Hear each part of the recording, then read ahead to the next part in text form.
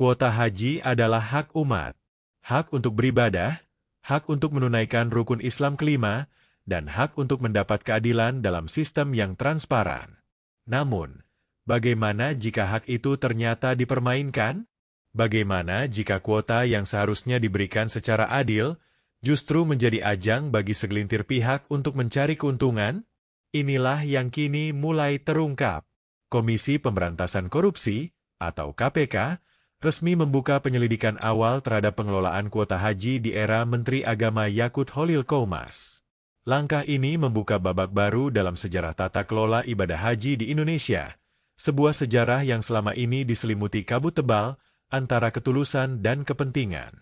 KPK menyebutkan bahwa saat ini mereka berada dalam tahap pengumpulan data dan informasi awal. Mereka belum menyebut nama tersangka, apalagi menetapkan adanya pelanggaran hukum. Namun sinyalnya jelas, ada sesuatu yang tidak beres.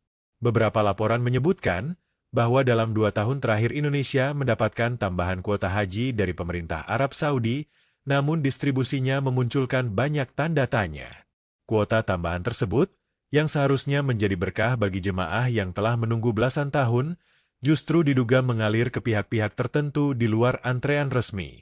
Publik bertanya-tanya, siapa yang sebenarnya mendapatkan kuota tambahan itu? Bagaimana sistemnya?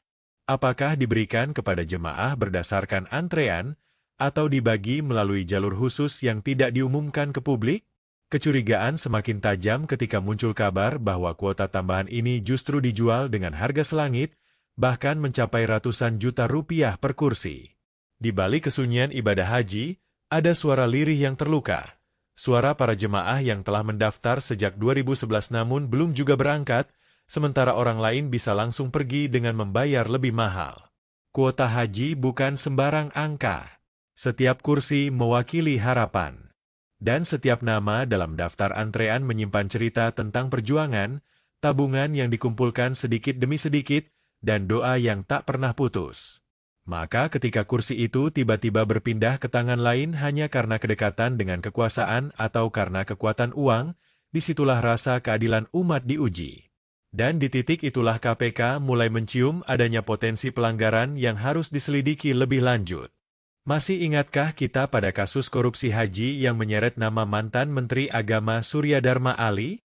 Saat itu, dana haji digunakan untuk kepentingan pribadi, perjalanan keluarga, dan pengaturan kuota yang tidak transparan.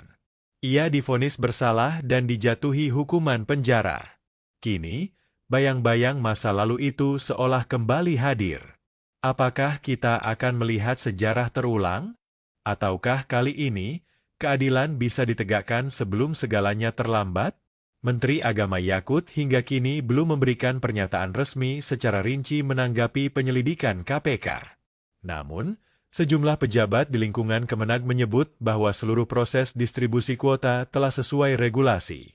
Yang jadi pertanyaan, regulasi yang mana? Dan apakah regulasi tersebut cukup jelas, terbuka, serta dapat diakses publik? Jika tidak, disitulah letak masalah sebenarnya. Bukan hanya soal hukum, tetapi soal etika dan amanah. Laporan-laporan dari jemaah dan pelaku travel haji menyebutkan bahwa kuota tambahan seringkali dimanfaatkan oleh penyelenggara haji khusus atau haji furoda. Padahal, jalur ini bukan bagian dari sistem antrean resmi pemerintah. Bahkan ada dugaan bahwa kursi haji dialokasikan kepada pihak-pihak dengan koneksi politik tertentu, termasuk oknum anggota legislatif dan pejabat tinggi. Praktik ini semakin menguatkan kesan bahwa ada jalan tikus menuju tanah suci yang hanya bisa dilalui oleh mereka yang punya kekuasaan dan uang. Tidak hanya itu, muncul juga dugaan bahwa oknum tertentu di kementerian dan biro travel menjual kuota tambahan tersebut dengan harga yang tidak wajar. Satu kursi haji bisa dibanderol hingga $500 miliar. Padahal biaya haji resmi untuk jemaah reguler tidak sampai separuh dari angka itu. Jika ini terbukti benar, maka bukan hanya terjadi pelanggaran administratif, tetapi juga indikasi kuat adanya transaksi gelap yang mengkhianati nilai ibadah itu sendiri. Yang menjadi korban, tentu saja, adalah jemaah. Banyak dari mereka yang berharap bisa berangkat tahun ini, namun justru harus gigit jari karena kuotanya tidak cukup. Bahkan di beberapa provinsi, antrean haji sudah mencapai 30 tahun ke depan. Lalu bagaimana bisa ada orang yang baru mendaftar langsung berangkat tahun ini? Jawaban dari pertanyaan ini bisa jadi sangat mengerikan jika semua dugaan itu terbukti. Kondisi ini menimbulkan keresahan di tengah masyarakat. Para tokoh agama mulai angkat bicara. Ormas-ormas Islam meminta agar penyelidikan ini dilakukan secara terbuka dan independen. Beberapa di antaranya bahkan mendesak agar pengelolaan kuota haji diambil alih oleh lembaga khusus di luar Kemenag. Mereka menyebut, sudah saatnya ada reformasi besar-besaran dalam sistem perhajian nasional. Sebuah sistem yang bersih, akuntabel, dan memihak pada umat, bukan pada elit. Tak hanya masyarakat sipil, Komisi 8 DPR RI juga ikut bersuara. Mereka meminta KPK tidak hanya berhenti di tahap klarifikasi. Jika ditemukan indikasi kuat, maka proses hukum harus dilanjutkan hingga tahap penyidikan. Tidak boleh ada kompromi, apalagi pembiaran. Karena jika kasus ini dibiarkan menguap begitu saja, maka artinya kita telah gagal melindungi kesucian ibadah yang seharusnya bebas dari campur tangan politik dan uang. Ini bukan soal satu kementerian. Ini soal masa depan ibadah umat. Jika penyelenggaraan haji saja bisa diatur oleh kepentingan pribadi, lalu apa yang tersisa dari kepercayaan publik terhadap negara? Maka inilah saatnya bangsa ini mengoreksi dirinya sendiri. Bukan untuk menjatuhkan siapapun, tapi untuk memperbaiki sistem yang sudah terlalu lama dibiarkan pincang. Penyelidikan KPK adalah langkah awal. Namun langkah itu tidak akan berarti jika tidak didukung oleh keberanian publik untuk terus mengawasi. Kita perlu bersuara, perlu bertanya, dan perlu mengawal proses ini agar tidak berhenti di tengah jalan. Karena dalam sunyinya perjalanan haji, sesungguhnya ada gema keadilan yang tak boleh dipadamkan. Di atas segala kecurigaan dan konflik kepentingan, kuota haji adalah tentang keadilan. Tentang kesempatan yang seharusnya dimiliki oleh setiap umat Islam, tanpa melihat latar belakang ekonomi, politik, ataupun kekuasaan.